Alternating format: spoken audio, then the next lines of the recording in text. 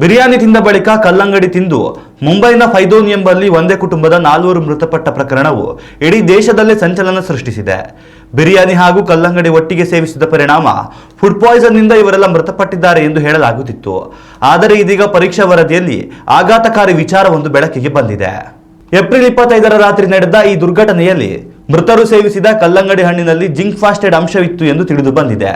ಇದು ಇಲಿಪಾಷಾಣ ತಯಾರಿಸಲು ಬಳಕೆ ಮಾಡುವ ರಾಸಾಯನಿಕವಾಗಿದೆ. ಮುಂಬೈನ ಪೊಲೀಸರು ಮೃತರ ಅಂಗಾಂಗಗಳು ಹಾಗೂ ಆಹಾರ ಪದಾರ್ಥಗಳನ್ನು ಪರೀಕ್ಷೆಗೆ ಕಳುಹಿಸಿದರು. ಈ ಪರೀಕ್ಷಾ ವರದಿಯಲ್ಲಿ ಇದೀಗ ಶಾಕಿಂಗ್ ಮಾಹಿತಿ ಹೊರಬಿದ್ದಿದೆ. ಮುಂಬೈನ ನಿವಾಸಿಗಳಾದ 40 ವರ್ಷದ ಅಬ್ದುಲ್ಲಾ, ಅವರ ಪತ್ನಿ 35 ವರ್ಷದ ನಜ್ರನ್ ಹಾಗೂ ಮಕ್ಕಳಾದ 13 ವರ್ಷದ ಜನಾಯಿಬಾ ಮತ್ತು 16 ವರ್ಷದ ಆಯೇಷಾ ಅವರ ಮನೆಯಲ್ಲಿ ಅತಿಥಿಗಳಿಗೆ ಔತಣಕೂಟ ಆಯೋಜಿಸಲಾಗಿತ್ತು. ರಾತ್ರಿ 5 ಅತಿಥಿಗಳ ಜೊತೆಯಲ್ಲಿ ಇವರು ಬಿರಿಯಾನಿ ಸೇವಿಸಿದ್ದರು. ಅತಿಥಿಗಳು ಮನೆಯಿಂದ ತೆರಳಿದ ಬಳಿಕ ಇವರೆಲ್ಲ ಕಲ್ಲಂಗಡಿ ಹಣ್ಣು ಸೇವನೆ ಮಾಡಿದ್ದರು. ಕೂಡಲೇ ಇವರೆಲ್ಲರಿಗೂ ವಾಂತಿ ತಲೆ ಸುತ್ತು ಕಾಣಿಸಿಕೊಂಡಿದೆ. ಆಸ್ಪತ್ರೆಗೆ ದಾಖಲು ಮಾಡಲಾಯಿತಾದರೂ ಚಿಕಿತ್ಸೆ ಫಲಕಾರಿಯಾಗದೆ 4 ಮೃತಪಟ್ಟಿದ್ದರು. ಇದೀಗ ಇವರು ಸೇವನೆ ಮಾಡಿದ ಕಲ್ಲಂಗಡಿ ಹಣ್ಣಿನಲ್ಲಿ ಇಲಿಪಾಷಾಣ ಪತ್ತೆಯಾಗಿದ್ದು, ಕಲ್ಲಂಗಡಿ ಹಣ್ಣಿನಲ್ಲಿ ಇಲಿಪಾಷಾಣ ಹೇಗೆ ಬಂತು ಎನ್ನುವುದು ಸದ್ಯದ ಯಕ್ಷ ಪ್ರಶ್ನೆಯಾಗಿದೆ. ಈ ಪ್ರಕರಣವನ್ನು ಅತ್ಯಂತ ಗಂಭೀರವಾಗಿ ಪರಿಗಣಿಸಿರುವ ಮುಂಬೈ ಪೊಲೀಸರು ಎಲ್ಲ ಆಯಾಮಗಳಲ್ಲಿ ತನಿಖೆ ಮುಂದುವರಿಸಿದ್ದಾರೆ.